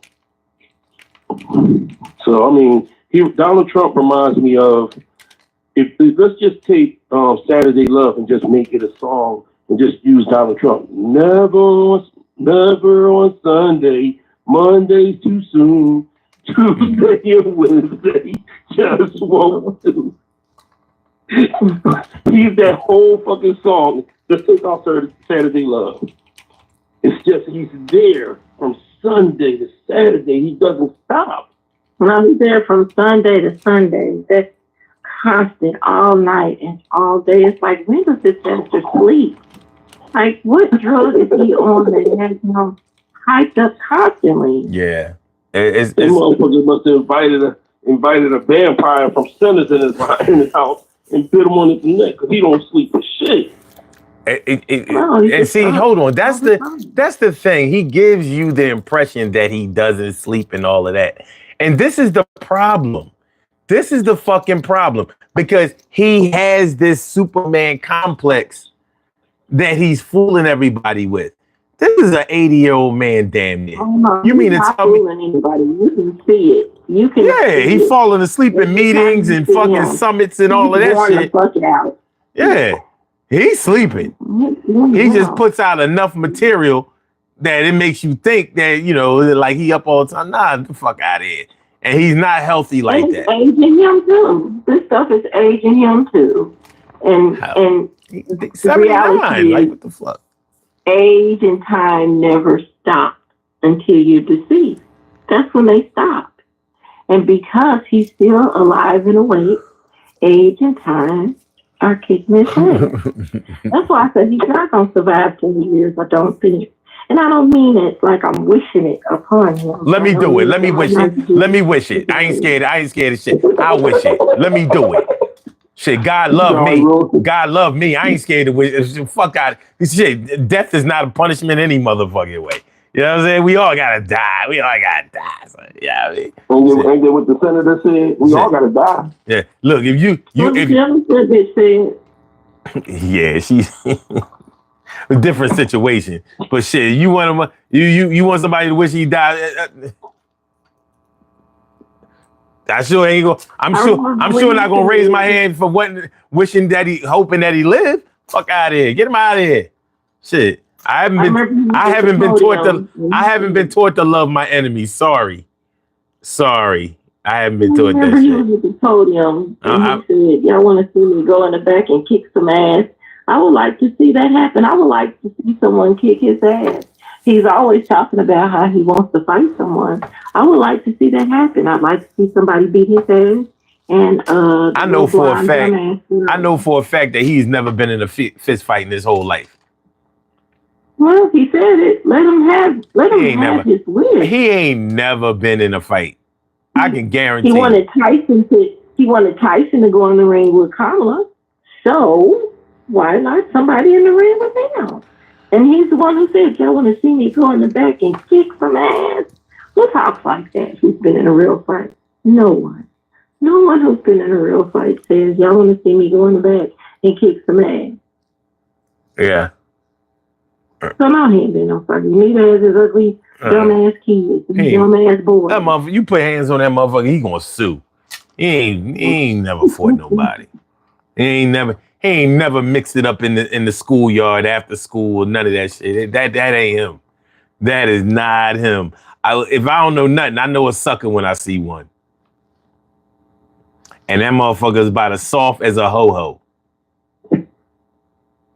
I think Biden could have took him, in all honesty. Shit, I know Biden been in fights before. Years ago. That Catholic motherfucker, I know he from Scranton. Oh, he rumbled. Biden has absolutely rumbled before. Plus, he was in the military. You can't go in the military and never fight. That's the thing right there. This man is always talking bad about the people who protect and serve his funky ass. He's always got something negative to say, but then he finds words that sound good, and people are like, he loves the military. Since when? Since when do level? No one forgot about what he said about John McCain. I didn't. I didn't either.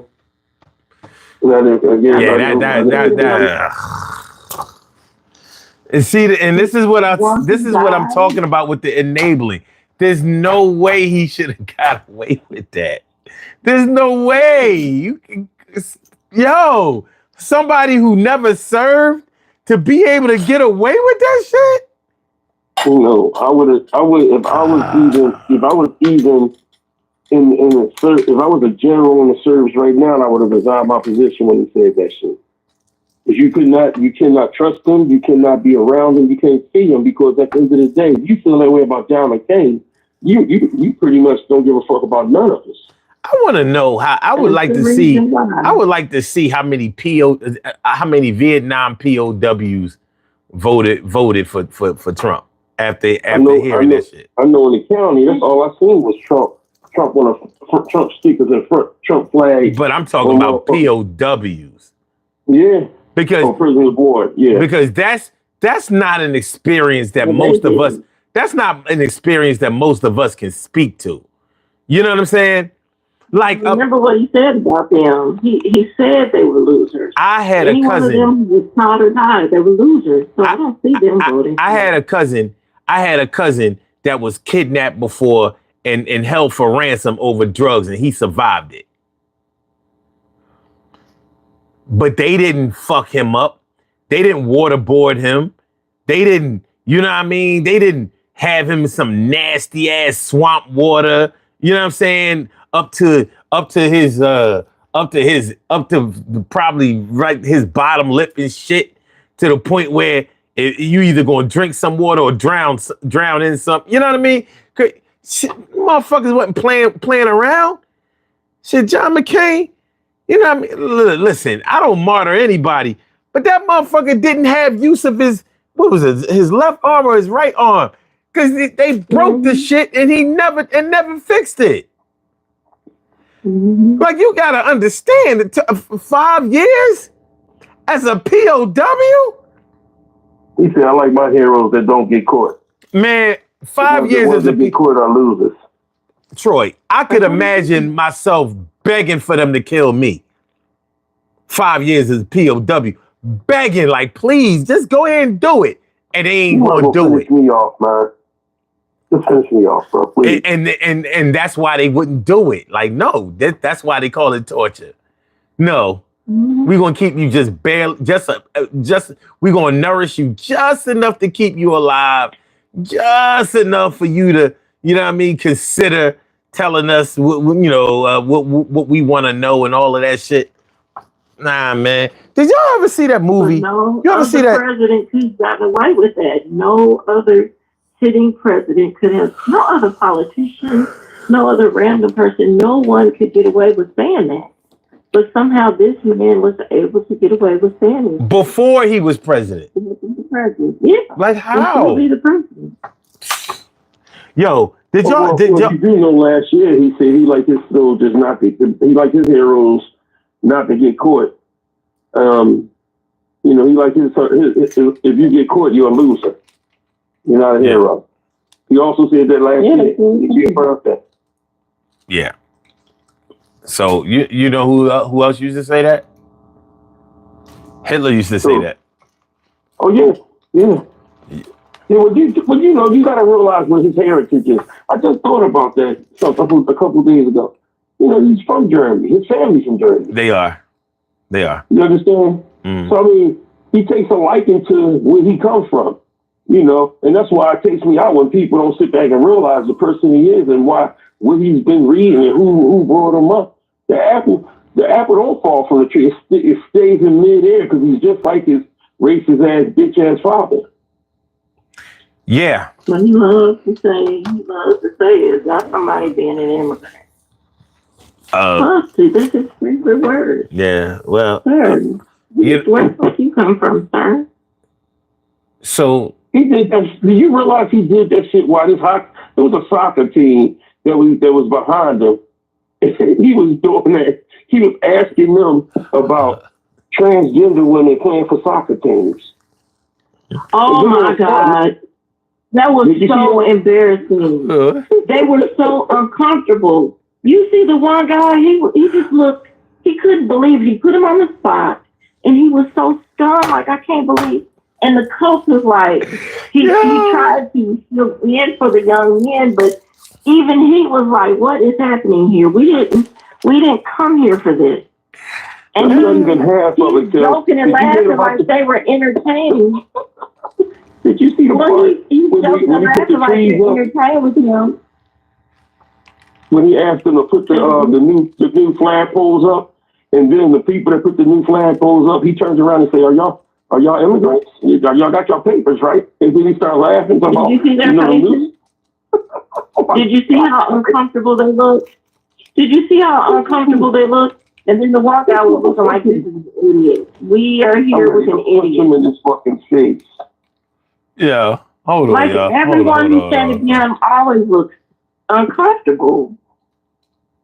Yeah, hold on, y'all. Hold on. Did y'all see this dude in the chat talking about what is this fear mongering shit? And his name is Spooky. This is the shit that fucking kills me. Fear mongering. We are in a fucking war that could potentially lead to World War III. And you talk about what is this fear mongering shit? But that's the thing I love about MAGA, because they love to deflect.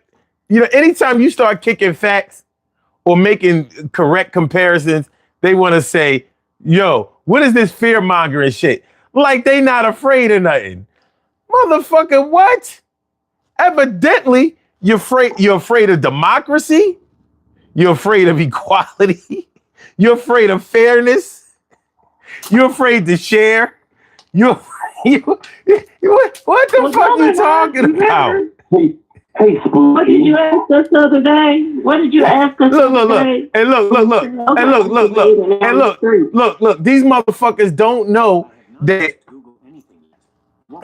Fuck out of it. These motherfuckers don't know that. See, they think that when Trump announced that there was a ceasefire, they stopped watching. They don't know that he didn't know what the fuck he was talking about. The war is still going on, sir. Sorry, you turned off the TV too fast. The war is not over. Only reason why he might thought it's just beginning. The only reason why they had a ceasefire was to go eat dinner, dumb motherfucker. This is just the beginning, because Putin, Kim Jong-un, this motherfucker went and declared. Yeah, they all have joined the group chat. So this is just the beginning. And what did Putin say? All of Ukraine is ours. That's what he said. All of Ukraine is ours. Which one of y'all know? Which one of y'all know the history of Napoleon when he went to go? I know some of it. Okay, yeah, you know. I know a little bit. All right. So do you know what happened when he went to Russia to kick some Russian ass? He didn't go kick no Russian ass. That's what he went there for. But it didn't turn out that way for him. Well, see, this is what happened. And all my history buffs, bear with me for a second.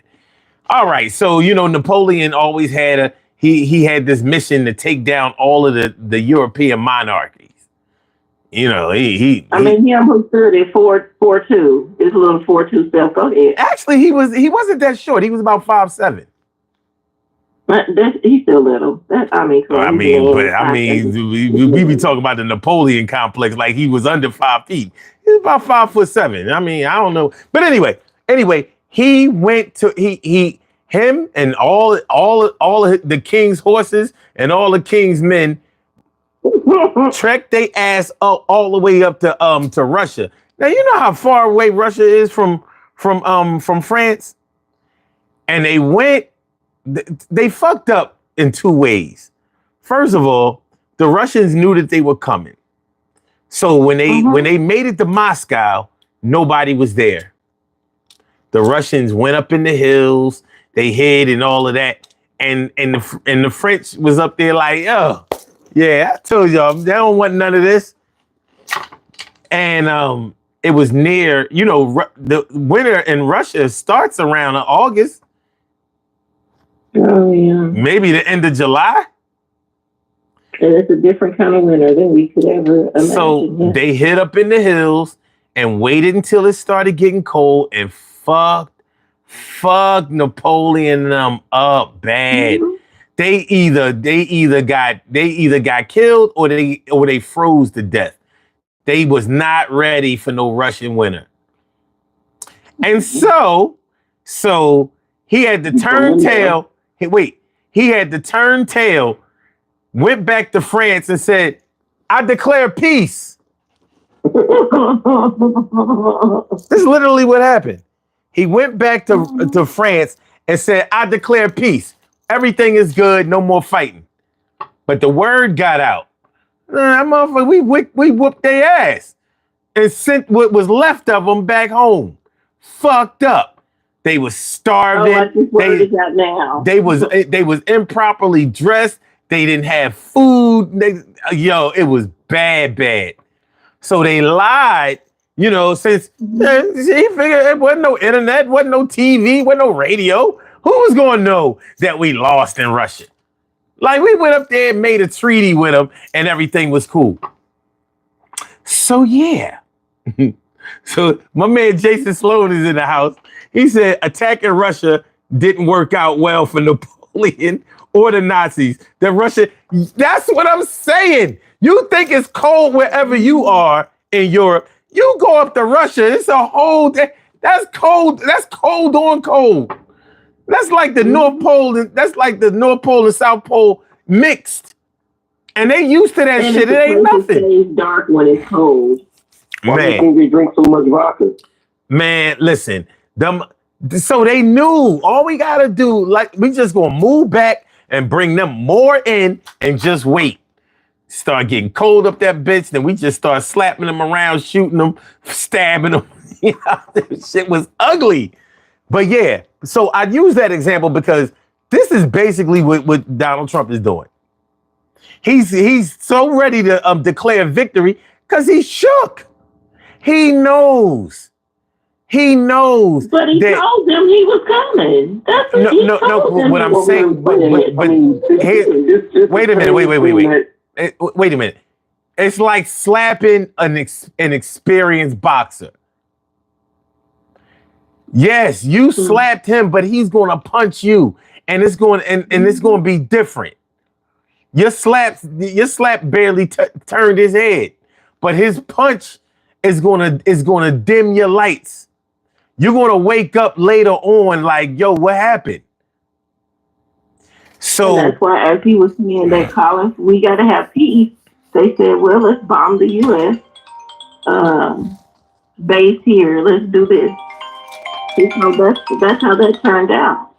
And they're not done. It's not over. This is just the tip. This is the appetizer. This is the bread and water before the appetizer, before the entree. That's what this is.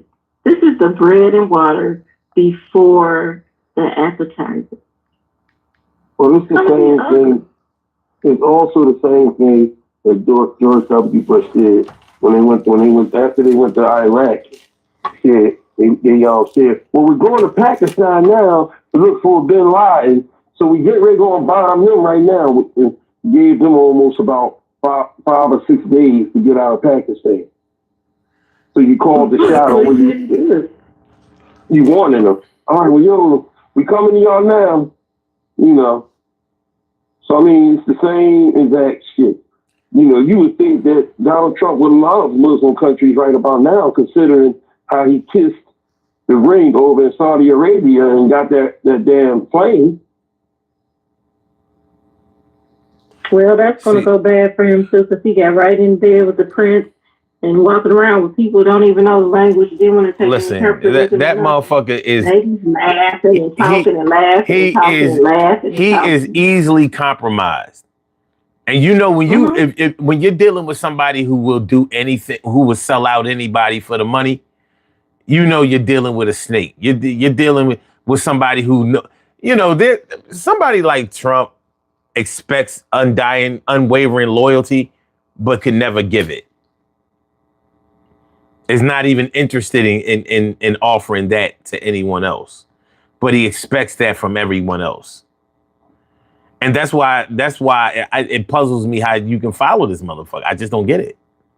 But yeah, for everybody who turned off their TV after peace was declared, well, the Russian winter wasn't over. And the sand in the Middle East didn't dry up. I mean, didn't wet itself. So nah, it's still on, sir. It's still on. So I know it was nice. Yeah, but that shows you the irresponsibility and recklessness of an American president to not wait until you have everything straightened out and guaranteed, you know, treaties or contracts signed and everything. And you just going, you know, you ever know somebody that said that they were about to get this car, but they didn't tell you they were about to get the car. They told you that they already got it. Mm-hmm. And you're like, all right, well, where's the car? Oh yeah, well, you know, we got to pick it up on this day. Like, you said you had the car. Well, I mean, I'm getting it. No, that's not what you said. You said that you had the car. Is it like, you know, you had some special options put on it, and so you're not picking it up until they finish until they finish the car? Yeah. What are the options? What did you do? You got a spoiler kit? What you get? Alarm? What? The car. Same thing with a house. Yeah, I just bought a new house. Yeah, we gonna be moving soon. Where's the house? Oh, it's over there, you know, 16th and Elm. Oh, okay. All right, well, let's go see the house. Huh? Let's go see the house. Oh, I don't have the keys yet. But you said you bought the house. But I ain't go to settlement yet. No, you realize until you go to settlement, you haven't bought the house. Anything can happen in settlement. You know what I mean? Like, anything can happen in settlement. Like, you can have liens on the property. You could, you know, you might have judgments against you. Settlement ain't sweet. That's why it don't go fast. It can take a minute. So, yeah. Counting your chickens before they hatch. You talking about a fucking war. Like, what's wrong with you? The same way. Counting chickens before they hatch. He was just lying. Well, I'm saying. I mean, is that better? No, it's worse. Because at least when you count your chickens, there's an anticipation of something that's possibly going to happen. You think it's going to happen, or it's a chance it could happen. He was just straight lying because he knew it wasn't going to happen. He knew none of it was true. He just opened his mouth and let the lies fall out. That's all he did. So wait. S Psycho Realm says, he said, I think I'm dropping facts. And he says the pro-peace motherfuckers think they know anything about war. Well, the thing is, your president is the one who says that he knows everything about peace. He's the peace guy. He's the one always talking. He's the one who says that he was bringing the peace. Pro-peace. Listen, hold on. You gotta understand that there are dickheads in the chat. You gotta understand. Not all of them, but a select few. And you know, a dickhead is always gonna be the loudest one. But here's the. I mean, he is a peace president, a piece of shit president. Yeah, I guess it depends on the spelling. You know, it's a homonym. But okay, all right. So this is what we're gonna do because it's 4:00. I'll holler at y'all later. All right. I'm here for it. Appreciate y'all, man. Y'all the best. Y'all the best. Fuck ass. You punk. I'll let y'all later, man. Right now by telling you to go tell your mother to lick a tank. Any tank. We don't give a fuck. Love Yo, y'all. I'm back, man. Y'all be safe. All right. All right.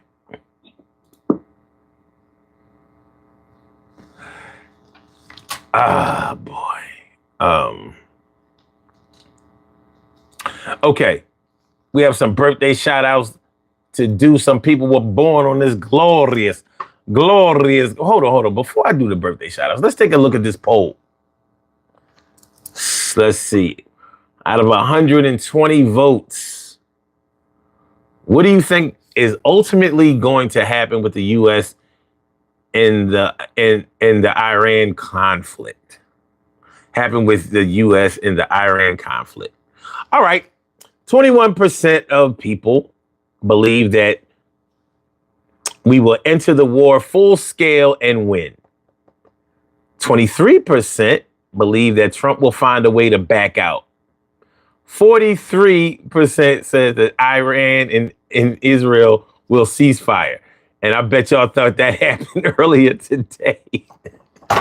12% says World War III, death and destruction. That's interesting. That's an interesting way that people answered the poll. And that's 120 votes. Okay. All right. So most people think that Iran and Israel will call a ceasefire. I'm interested to know why you think that will happen. You know, we was talking about a little bit of history with the whole Napoleon and the French and Russia and my man Jason. Well, we was talking about the Germans. The Germans did the same thing, tried to go over Russia. The difference between Germany and France was Germany was fighting two wars at the same time. They probably could have pulled it off if they would have just slowed their roll a little bit. But trying to pretty much bite off more than you can chew. But I mean, you think about it. He had England on lock. He had France on lock. He invaded Poland. So he was making moves, and I guess, he started really, really feeling himself. Like, my soldiers can do anything. And it didn't work out too well. So I talk about whatever the fuck I want to talk about.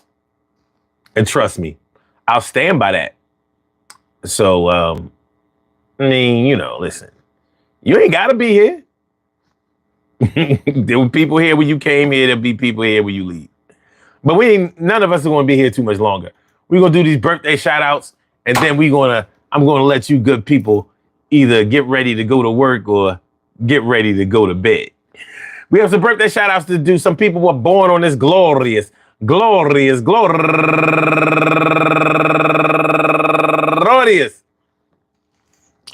June 23rd, and they deserve to be acknowledged. So let's go about our business of acknowledging them and making them feel special because they are special because they are special because they are S-P-E-C-I-A-L. They get the R-E-S-P-E-C-T.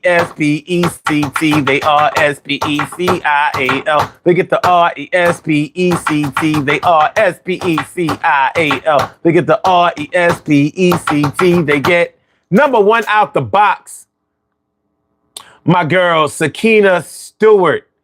Happy birthday to you. And also, let me see. Let me get it together. Tiffany Queenie B. Owens. Happy birthday to you. And Sheila Pointer. Snickety Snacks. Shay. Snickety Snacks. That's what's up. And Dr. Tara D. James Wallace. And Fatmat Folarin. And Chelsea Cordier. My girl, Carmita Salmon, and Shannon Dupree. And last but not least, KK Williams. I want to say happy birthday to all of y'all. And I hope that today finds you all in good health, happiness, mind, body, soul, and spirit. And that goes out to each and every person out there born on this glorious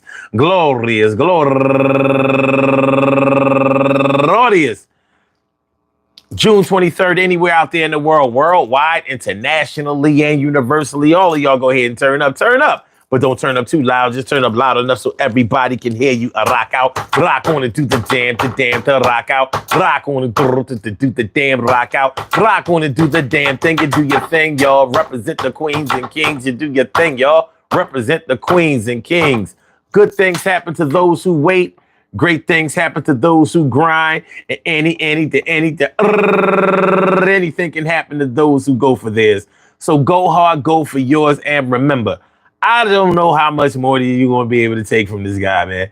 You know, your commander in chief, your president of the United States is totally incompetent. I mean, you know, that's whether you agree or disagree. The facts are the facts. And he's not only incompetent, but he's also irresponsible. And irresponsibility goes a long way. At your place of work and your family, you probably do not put up with irresponsibility or incompetence. Yet you're putting up with it from your president of the United States, and he's ramming it down your throat. You know, it's a funny thing. When your kids fuck up and they've done some irresponsible shit, they try to avoid you. When you at work, so supervisors and managers, because they fucked up. And they know they are in view, like particularly when somebody is getting high at work or they're drinking on the job, they try to avoid all authority figures, leads, supervisors, managers, because they know if they come in contact with them, they're either going to smell what they're doing or they're going to notice that something just ain't right. Send their ass to get tested or whatever, you know. So they try to avoid them.